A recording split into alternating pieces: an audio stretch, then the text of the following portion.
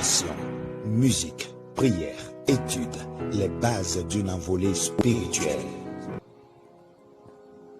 Chers amis, bonjour et bienvenue. Que le Seigneur vous bénisse en cette belle matinée.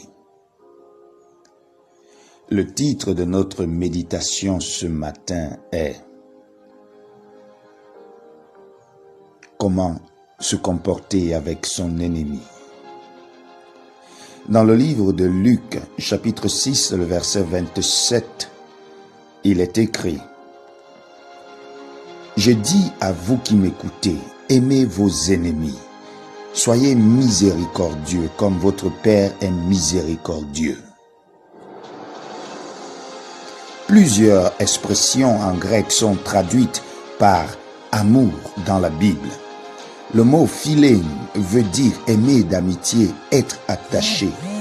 Il est souvent utilisé dans la Bible pour désigner des émotions agréables, ainsi que des relations profondes et intimes. Dans le livre de Jean, chapitre 5, le verset 20, nous lisons « Le Père aime le Fils ». Quand Jésus aime ses ennemis, il nous demande d'en faire autant. Alors quand il parle d'aimer ses ennemis, il emploie le grec agapé. Ce mot est lié à l'alliance de Dieu avec les hommes. Dans le livre de Jean chapitre 3, le verset 16, il dit « Car Dieu a tant aimé le monde qu'il a donné son Fils. » Le monde, ennemi de Dieu, est l'objet de son amour.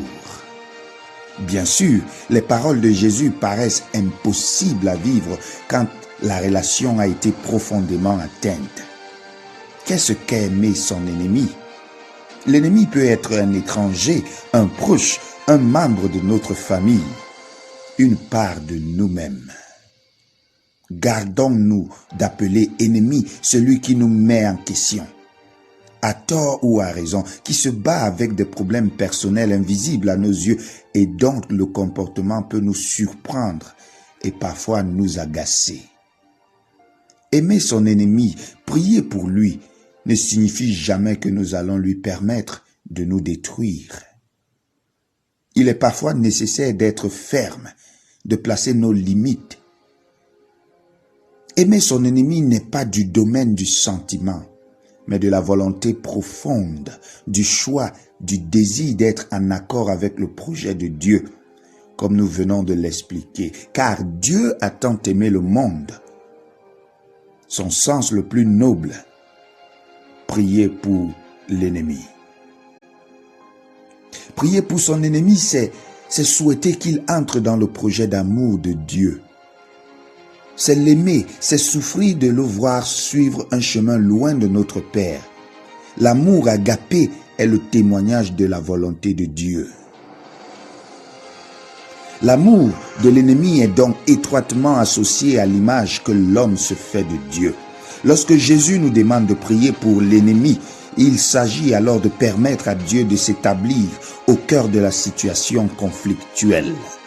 L'expérience montre que cette prière suspend le jugement de la personne et le remet à Dieu. Elle devient une forme de contemplation paisible, de foi totale dans l'œuvre de Dieu. C'est certainement l'aspect le plus noble de l'amour pour l'ennemi, parce que Dieu a tant aimé le monde, l'ennemi, et de la prière pour l'ennemi. Parce que nous remettons la situation conflictuelle dans les mains de Dieu. Oui, nous avons confiance dans l'agir de Dieu. Le texte du jour est une invitation à nous libérer de tout esprit de jugement qui appartient à Dieu seul.